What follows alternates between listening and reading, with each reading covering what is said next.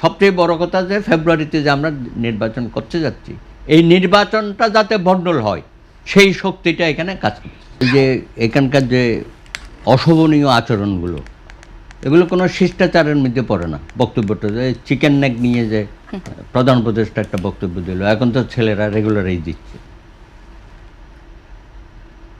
এটা তো আরেকটি রাষ্ট্র কেন এগুলো সহ্য করবে? হ্যাঁ, তাই না? স্বাধীন রাষ্ট্র, বড় রাষ্ট্র, আমরা তো বলি কি বড় ভাই সুলভ আচরণ। আরে ভাই, বড় ভাই সুলভ আচরণ না করার জন্য আমাকেও তো কিছু কর্মকাণ্ড দেখাতে হবে যে সত্যিকার অর্থে আমরা তোমার বন্ধু, প্রতিবেশী, এবং নানান বিষয়ে তোমরা আমাদেরকে সাহায্য করে থাকো, বিশেষত ক্রাইসিসের সময়, তাই না? আমরা তো এগুলো ভুলে যাচ্ছি। কিন্তু যারা আমরা এগুলো সম্পর্ক বিনষ্ট করার জন্য উঠে পড়ে লেগেছি, তারা কি এগুলো ভাবে? এখানে তো কোনো রাজনৈতিক দল তো এইসব কর্মকাণ্ডের মধ্যে যুক্ত নয়, বা যারা আছে তারা খুব দৃশ্যমান না।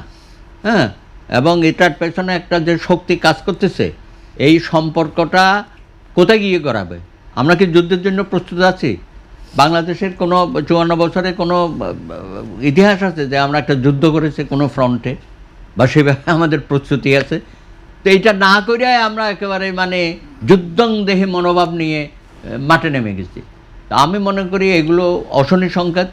এবং সবচেয়ে বড় কথা যে ফেব্রুয়ারিতে যে আমরা নির্বাচন করতে যাচ্ছি, এই নির্বাচনটা যাতে ভণ্ডুল হয় সেই শক্তিটা এখানে কাজ করছে। পদ্মা সেতু, মেট্রো রেল এবং এলিভেটেড এক্সপ্রেসওয়ে নির্মাণের গর্বিত অংশীদার বসুন্ধরা সিমেন্ট। এবং তারা চায় না বাংলাদেশে শান্তিপূর্ণভাবে ক্ষমতা হস্তান্তর হোক, এবং অন্তর্বর্তীকালীন সরকার সসম্মানে আরেকটি নির্বাচিত সরকারের হাতে ক্ষমতা দিয়ে তারা বিদায় হোক। এইটাকে ঠেকানোর জন্য, এই প্রসেসটাকে ঠেকানোর জন্য নানান শক্তি, আমি বলি অপশক্তি এখানে কাজ করছে। এবং আমরা বলি বিদেশের মাটিতে বসে শেখ হাসিনা বা তার দোসররা নানা দেশে বসে এগুলো চক্রান্ত করছে। আর আমার দেশে যে করছে এটা বলতে হবে না? এটা তো আমরা চোখের সামনেই প্রত্যেকদিন দেখতেছি কারা কারা এই নেতিবাচক ভূমিকাগুলো রাখতেছে, এবং তাদের হুঙ্কার, এসব হুঙ্কার কোত্থেকে আসে? কী শক্তিতে তারা এত বলিয়ান হয়ে গেছে? সুতরাং আমার মনে হয় এটা অচিরেই এটাকে সরকারের দিক থেকে অত্যন্ত কৌশলী হয়ে এগুলোকে পরিসমাপ্ত ঘটনা দরকার। আমরা এই এই দীর্ঘস্থায়ীভাবে এটা আমরা বহন করতে পারি না বাংলাদেশের জনগণ। ভারতের অনেক দোষ ত্রুটি আছে, তারা নানান সময় হয়তো এখানে ইন্টারফিয়ার করেছে, জনগণের চাহিদা বা আমরা যেটা চেয়েছি সেটা না করে আরেকটা করার চেষ্টা করেছে। এমনকি জানেন, আমি ব্যক্তিগতভাবে ভারতীয় যারা এই সরকারের সাথে সম্পৃক্ত থিঙ্ক ট্যাঙ্ক যারা আছে আর কি, তাদেরকেও আমি বোঝানোর চেষ্টা করেছি যে এটা একটু থামান, এগুলোকে উনি যেটা করতেছে এটা বাড়াবাড়ি, এবং ওনার কারণে দেখবেন যে আমার বাংলাদেশের একটা বিপর্যয় হবে। শুধু ওনার বিপর্যয় হবে না, কিন্তু ওনারা এই সময় এগুলো পাত্তা জানে। ওনারা বলে কি, উনি একমাত্র বহুদিন পর একজন নেত্রী আসছে যে একেবারে খুবই কম্পিটেন্ট এবং সমস্ত জনপ্রিয় নেত্রী, এবং উনিই বাংলাদেশকে সঠিক জায়গায় রাখতে পারবে। উনি কেন, বাইরের দেশগুলো, ইউরোপিয়ান ইউনিয়নে তো অনেক সময় এইসব কথা বলেছে, যে সমস্ত শক্তি, আমেরিকানরাও বলেছে, কই তারে তো তোমরা কিছু করতে পারবে না, ও তো খুবই জনপ্রিয় নেত্রী এবং খুব পারফেক্টলি পারফর্ম করতেছে, এইসব কথা বলতো। কিন্তু 3টা নির্বাচন নিয়ে যখন কথা বলি, তখন বলা হয় যে না, আপনাদের তো মাঠে থেকে নির্বাচনগুলো করা উচিত। একটা তো 18 করে দেখালাম, ওই 14 সময় একই কথা বলেছিল, যান নির্বাচনের মাধ্যমেই তো কিছু করতে হবে, 24 একই কথা বলেছে। কিন্তু আমরা তো বোঝানোর চেষ্টা করছি যে সে এটা প্রতারণামূলক নির্বাচনগুলো দেবে, আমরা কেন ওগুলোতে পার্টি হব।